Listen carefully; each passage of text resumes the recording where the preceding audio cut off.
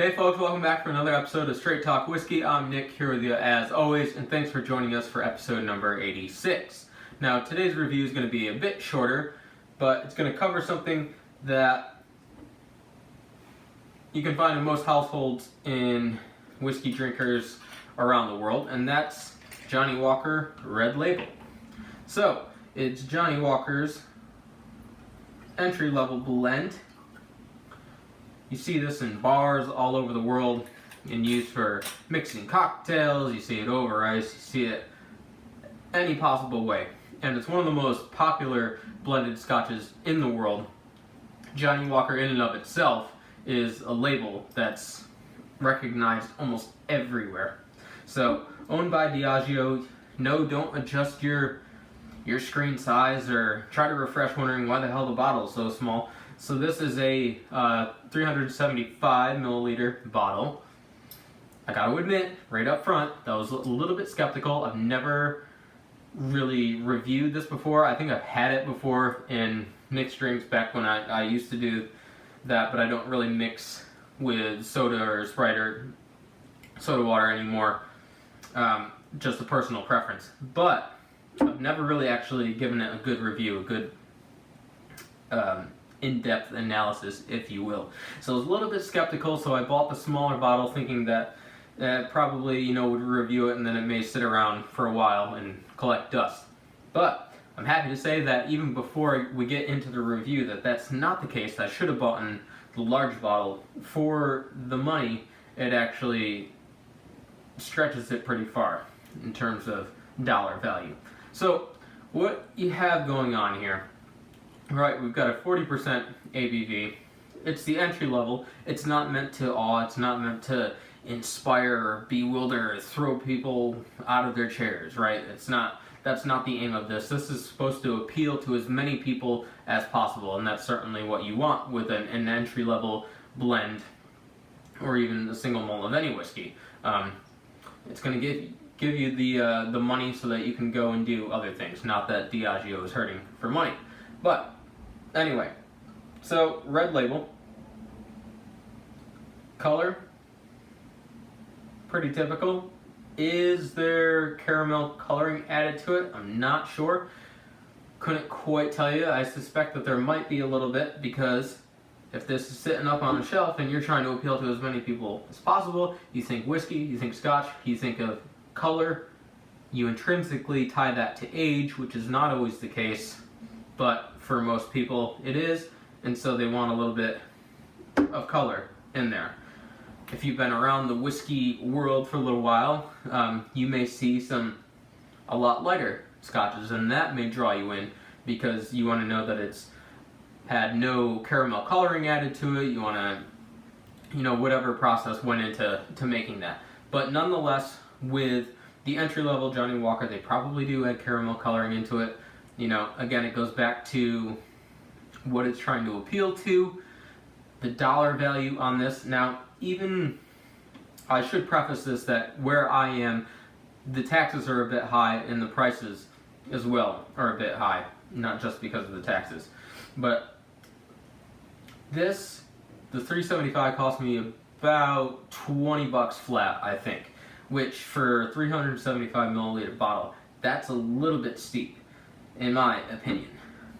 But anyway, getting back to the whiskey. So this is made up of, I'm not sure of the percentage and types of grain that are in this, but it's 35 whiskeys ranging from grain whiskeys to malt whiskey, and stretches all the way from the east coast of Scotland to the west coast. So you'll notice when you drink it that you do get a little bit of the nicer, fruitier, malty sort of notes that we attribute to some of the Highland malts or even whiskeys that can be blends too. We're not biased here. And then also has a little bit of a smokiness, a peatiness associated with Islay whiskeys.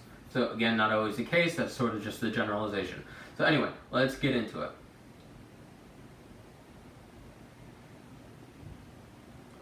On the nose, the first thing that comes off is just a really energetic, lively pineapple note, which is really interesting. It's got a really fresh, fragrant nose to it. it doesn't have a sense that it's watered down, but it's got a really fruity, flavorful, even vanilla sort of creaminess on the nose.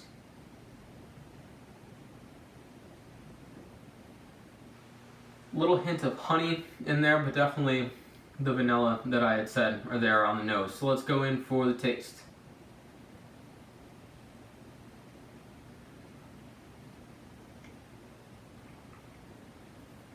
First thing off the bat, it's tied into the nose.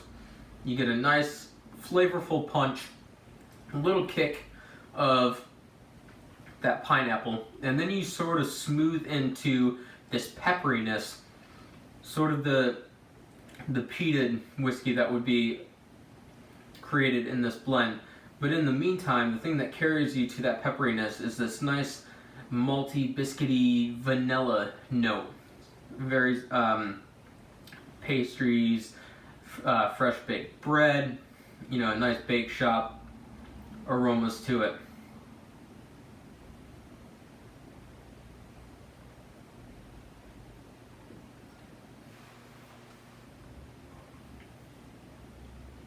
All that being said, the finish isn't entirely long-lasting by any stretch of the imagination, but you wouldn't expect it to, right?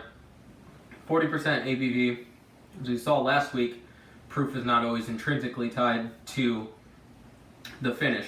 But anyway, it's all about expectations. And to be honest, there's some people out there, when they hear Johnnie Walker Red Label, they sort of get queasy in their stomach. They say, oh, you know, that is disgusting, it's, you know, abhorrent to them, they will not touch it, it's lower than, it's, you know, beneath them kind of thing. I don't know where all of that cynicism comes from, because it's actually a pretty good value blended Scotch whiskey. I mean, they've been doing it for almost 200 years. I think they've got it down to a pretty decent science. Right, and there's other blends out there. Actually, there's a ton of blends already out there. There's things like Grant's that's out there, Ballantine's. There's so many out there. Dewar's, Chivas. So there's a ton of blends out there. Now, there's not blends like Johnnie Walker that really have the full range. Think of, well, I guess there are, like Compass Box. They do have their core range, right, that they put out. But then they have their other side, which is this really experimental, you know, entirely as transparent as possible whiskeys that they put out in, you know, in this one big company. With Johnnie Walker, they also have the platinum and the blue label, and they have the double black, which I've reviewed, which is also really great. So it's, you don't want to connect that negative connotation with Johnnie Walker and cheap crap. You really need to experience all of it and really keep in the back of your mind sort of what the market is, who is the audience that's going to be drinking this. And I gotta tell you, for a daily drinker, this will fit pretty well in that niche if that's what you're looking to do. It's like the you remember the old gum with the it had like the Band-Aid on it. It had a nice little tin to it, and it was really flavorful. It was just had great flavor, but it was quick. It was gone like nothing. You could chew a whole tin of that thing in about 5 minutes and get through it, and you wouldn't have a lingering taste of it whatsoever. It's kind of what you get here, but if that's what you're going for, it's great. And you know, this is probably going on a little bit longer than I wanted it to, but in terms of mixing this with cocktails, seeing that that's the primary thing that it's going to be used for, it does have a little extra punch to it. It does have some substance, some body and flavor to it to help make those cocktails stand up, you know, elevate those so that they can stand up on their own.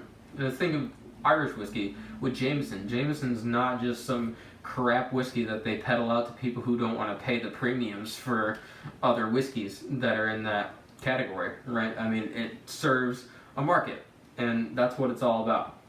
Supply and demand, baby. So, anyway, that's it for this week's review. Hope you enjoyed.